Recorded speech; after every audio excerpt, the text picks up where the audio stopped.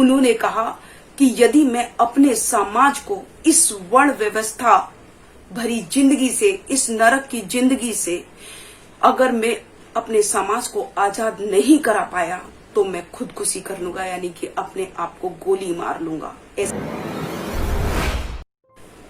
नमो बुद्धाय, जय भीम साथियों। मैं शकुन बौद्ध गाजियाबाद से आज फिर से आपके सामने, और जैसा कि आप जानते हैं कि मैं बाबा साहेब के जीवन संघर्ष से रिलेटेड कुछ मुख्य घटनाओं पर बात कर रही हूं, क्योंकि सितंबर का महीना चल रहा है। इससे पहले भी मैं कई घटनाओं पर बात कर चुकी हूं, और आज जो मैं बात करने आई हूं वो आज ही के दिन पर करने आई हूं, 23 सितंबर 1917, क्योंकि ये एक बहुत ही महत्वपूर्ण दिन है और ये वो 11 दिन हैं जिन्होंने बाबा साहेब के जीवन को बदल दिया, जिन्होंने उनके इरादे बदल दिए।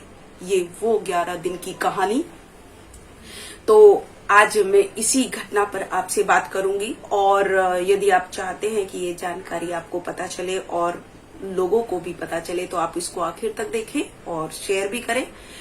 तो आज ये जो घटना है ये बहुत ही महत्वपूर्ण घटना है हम बहुजनों के लिए, और मैं आपसे बताना चाहूंगी कि जब बाबा साहेब जब विदेशों में पढ़ने गए तो बड़ौदा के जो राजा थे सयाजी गायकवाड़ जी, उन्होंने बाबा साहेब को विदेश में पढ़ने के लिए स्कॉलरशिप दिया, लेकिन उसके बदले में उन्होंने कहा कि आपको वापस आने के बाद 10 साल तक आपको बड़ौदा सरकार में नौकरी करनी होगी। बाबा साहेब इस पे एग्री किए, और जब वो विदेशों से पढ़कर आए, यानी कि लंदन से पढ़कर आए, तो वो पहुंचे बड़ौदा सरकार के पास, और उनको वहां पर एक बड़ी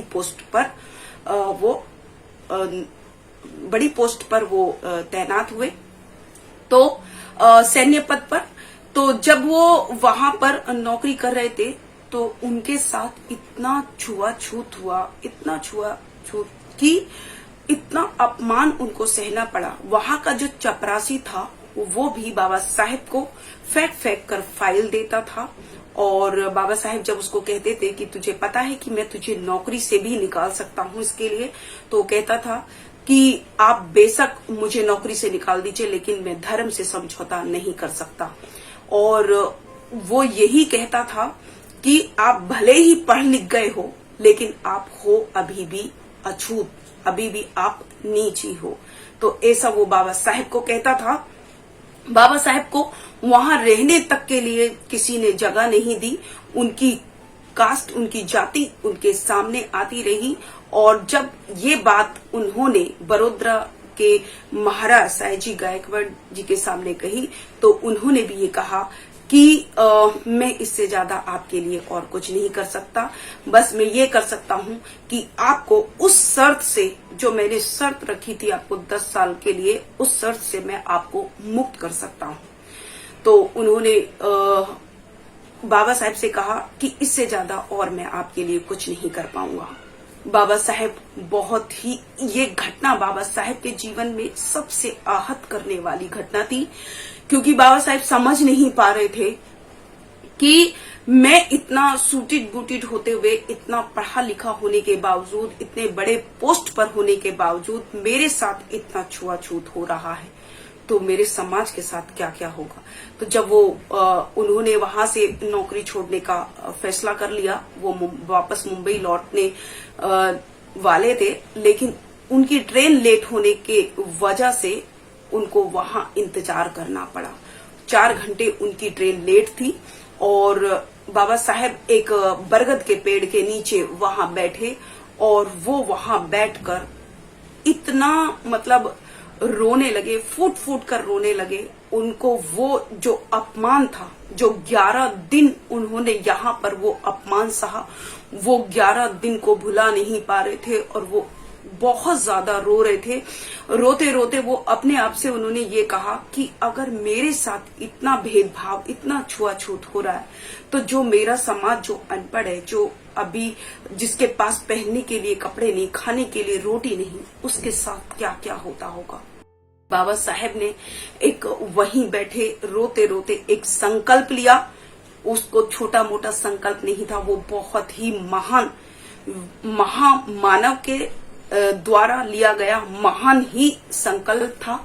उन्होंने कहा कि यदि मैं अपने समाज को इस वर्ण व्यवस्था भरी जिंदगी से, इस नरक की जिंदगी से अगर मैं अपने समाज को आजाद नहीं करा पाया तो मैं खुदकुशी कर लूंगा, यानी कि अपने आप को गोली मार लूंगा, ऐसा बाबा साहेब ने कहा। और उन्होंने ये वहीं पर बैठे बैठे ये संकल्प ले लिया था कि जो वर्ण व्यवस्था के अकॉर्डिंग, जिसके अकॉर्डिंग हम जितने भी हमारा एक बहुत बड़ा जो समाज है, बहुजन समाज के साथ जो इतना भेदभाव, जो इतना छुआछूत जो किया जा रहा है, उस वर्ण व्यवस्था को ही मैं खत्म कर दूंगा। और उन्होंने ये प्रण कर लिया था, ये संकल्प ले लिया था कि सबसे पहले अगर मेरा कोई काम होगा तो वो इस वर्ण व्यवस्था को खत्म करना होगा। और वर्ण व्यवस्था किसमें लिखी थी? मनुस्मृति में। मनुस्मृति में वर्ण व्यवस्था लिखी हुई थी। तो बाबा साहेब ने यही संकल्प किया कि वो मनुस्मृति को खाक में मिला देंगे। ये संकल्प लेकर वो बड़ोदरा से वापस मुंबई पहुंचे और उन्होंने लगातार ये प्रयास वो करते रहे कि किस तरीके से इस वर्ण व्यवस्था को खत्म किया जाए। और 25 दिसंबर का दिन आया। बाबा साहेब लगातार कंटिन्यू प्रयास कर रहे थे, सभी लोगों को बता रहे थे कि हमारा मानव का जो अधिकार है वो हमको मिलना ही चाहिए। और जिस व्यवस्था में, जिस नरक भरी जिंदगी, जिस जानवरों से बदतर जिंदगी जीने को इस मनु के विधान ने हमको मजबूर किया है, उस मनु के विधान को खत्म करना ही मेरे जीवन का उद्देश्य है। अभी सबसे पहले उनके जीवन का यही उद्देश्य है। और वो कंटिन्यू प्रयास करते रहे। और फिर वो दिन आया 25 दिसंबर 1927 का, जब बाबा साहेब ने उस मनु के विधान को जलाकर खाक कर दिया, जिसमें हम बहुजन समाज को हर अधिकार से वंचित रखा गया था, जिसमें हमको जानवरों से बदतर जिंदगी जीने को मजबूर किया गया था, जिसमें इस भारत देश के मूल निवासियों को अछूत बनाकर रख दिया था। उस मनु के विधान को बाबा साहेब ने 25 दिसंबर 1927 को जला दिया।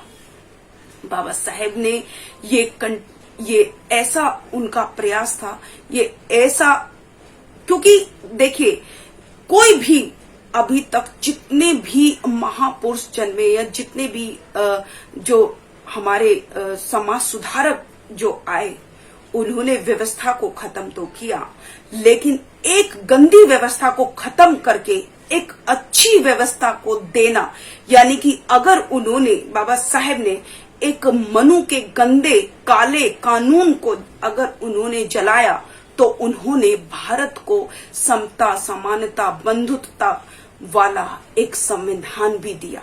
उसके बदले उन्होंने एक अच्छी व्यवस्था भी इस भारत देश को दी, जिसमें सभी नागरिकों को समानता का अधिकार मिला, बंधुत्वता, प्यार का अधिकार मिला, जिसमें इस भारत देश के प्रत्येक नागरिक को, जिनको हर अधिकार से वंचित रख दिया गया था मनु के विधान में, वो सभी अधिकार बाबा साहेब ने संविधान में दिए। खासकर महिलाओं के लिए तो मनु के विधान में क्या क्या नहीं लिखा गया था। उस मनु के विधान में महिलाओं की जो स्थिति थी, उसको तो हम सोच भी नहीं सकते। अगर हम उसको सोच भी लेंगे तो हमारी रूहें कांप जाएंगी, पैरों के नीचे से जमीन निकल जाएगी। और वो केवल शूद्र महिलाओं के लिए नहीं था। वो जो मनु ने जो कानून बनाए थे, वो भारत की प्रत्येक महिला, चाहे वो किसी भी धर्म की हो, किसी भी रिलीजन की हो, किसी भी कैटेगरी की हो, सबके लिए उन्होंने इस मनु के विधान में उनको हर अधिकार से वंचित रखा। और बाबा साहेब ने उनको हर अधिकार दिया। तो ये महान संकल्प बाबा साहेब ने लिया और उसको पूरा भी किया। तो ये जो 23 सितंबर है, ये हम सबके जीवन में बहुत ही महत्वपूर्ण दिन है। इसी दिन बाबा साहेब ने वो संकल्प लिया और उस संकल्प को पूरा किया। और आज बहुजन समाज समता, समानता, बंधुत्वता, मान, सम्मान, स्वाभिमान की जिंदगी वो जी पा रहा है, वो सिर्फ बाबा साहेब की बदौलत जी पा रहा है, बाबा साहेब के संविधान की बदौलत वो आज जी पा रहा है। क्योंकि अगर मनु का विधान की बात भी अगर हम सोच लें, या आप 1925 से पहले की बात सोच लीजिए, 1927 से पहले की बात अगर हम सोच लें, तो आप समझ सकते हैं कि हम बहुजन समाज के लिए क्या क्या नहीं लिखा गया था मनु के विधान में। तो बाबा साहेब पढ़ लिख कर आए और उन्होंने हमको आजादी दिला दी, उन्होंने हमारे लिए सभी तरीके के रास्ते खोल दिए। यहाँ तक कि चाहे वो शिक्षा का अधिकार हो, बाबा साहेब ने शिक्षा का अधिकार अपने संविधान आर्टिकल नंबर 46 में हमको दे दिया।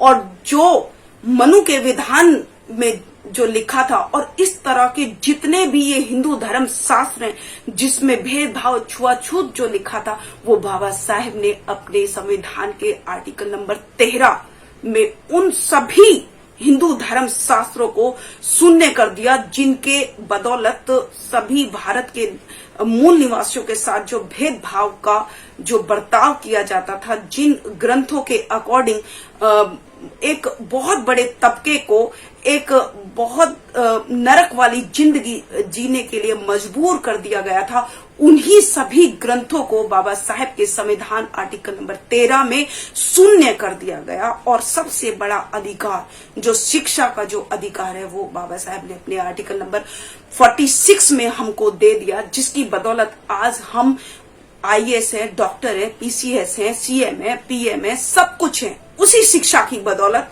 जिस शिक्षा का अधिकार बाबा साहेब ने हमको अपने संविधान में दे दिया। लेकिन हमारे भारत के देशवासियों की भी एक बड़ी विडंबना है, जिन्होंने उनको तमाम वो अधिकार दिलाए, उन्हीं बाबा साहेब को हमारे लोगों ने भुला दिया।